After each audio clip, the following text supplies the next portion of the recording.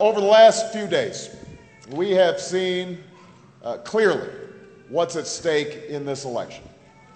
The news from Wall Street has shaken the American people's faith in our economy. The situation with Lehman Brothers and other financial institutions is the latest in a wave of crises that have generated enormous uncertainty about the future of our financial markets. This is serious. This is a major threat to our economy and its ability to create good-paying jobs and help working Americans pay their bills, to help Americans save for their futures and make their mortgage payments. Since this turmoil began over a year ago, the housing market has all but collapsed. Fannie Mae and Freddie Mac had to be effectively taken over by the government. 3 of America's 5 largest investment banks failed or have been sold off in distress. Yesterday, Wall Street suffered its worst losses since just after 9/11. We are in the most serious financial crisis in generations. Yet, Senator McCain stood up yesterday and said that the fundamentals of the economy are strong.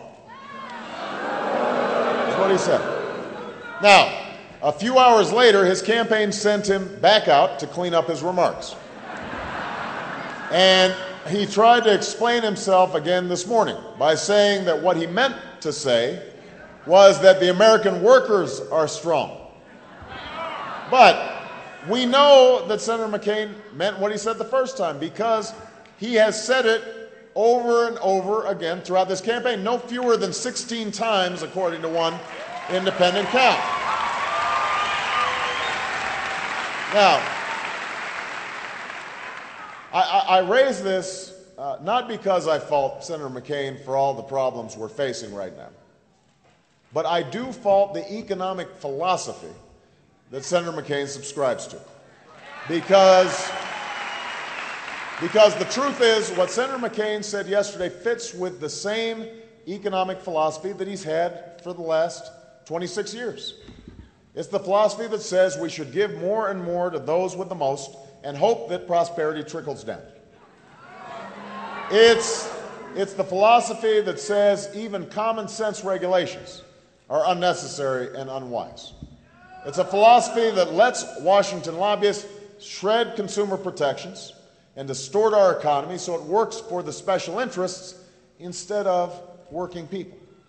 And we've had this philosophy for 8 years. They call it the ownership society, but what it really means is that you're on your own. And we know the results. You feel it in your own lives. Jobs have disappeared. People's life savings have been put at risk. Millions of families face foreclosure, and millions more have seen their home values plummet.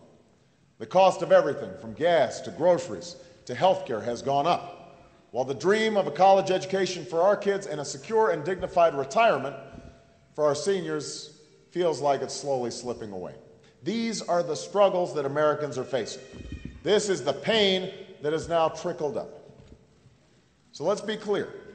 What we've seen the last few days is nothing less than the final verdict on an economic philosophy that has completely failed. And I am running for President of the United States because the dream of the American people must not be endangered anymore. My opponent is running for 4 more years of policies that will throw the economy further out of balance.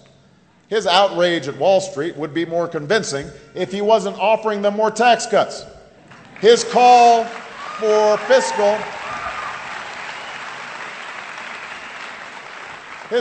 fiscal responsibility would be believable if he wasn't for more tax cuts for the wealthiest Americans and more of a $1 trillion war in Iraq paid for with deficit spending and borrowing from foreign creditors like China.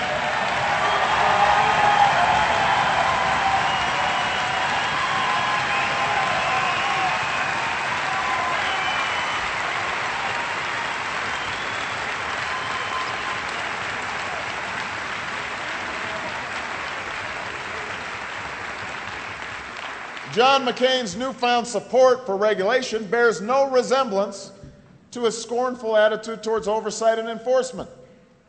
John McCain can't be trusted to reestablish proper oversight of our financial markets for one simple reason. He has shown time and again that he does not believe in it. So, what has happened these last 8 years is not some historical anomaly. We know what to expect if we try these policies for another 4.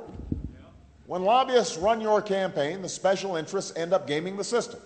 When the White House is hostile to any kind of oversight, corporations cut corners and consumers pay the price.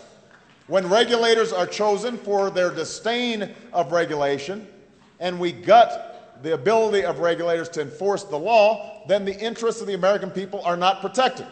It's an ideology.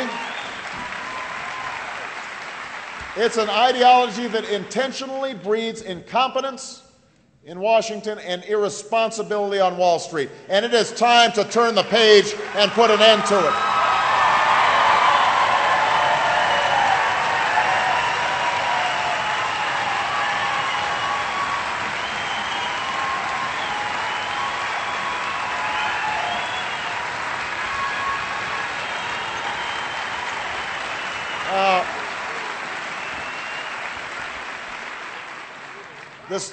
This morning, instead of offering up concrete plans to solve these issues, Senator McCain offered up the oldest Washington stunt in the book. You pass the buck to a commission to study the problem. Now, here's the thing. This isn't 9/11. We know how we got into this mess. What we need now is leadership that gets us out.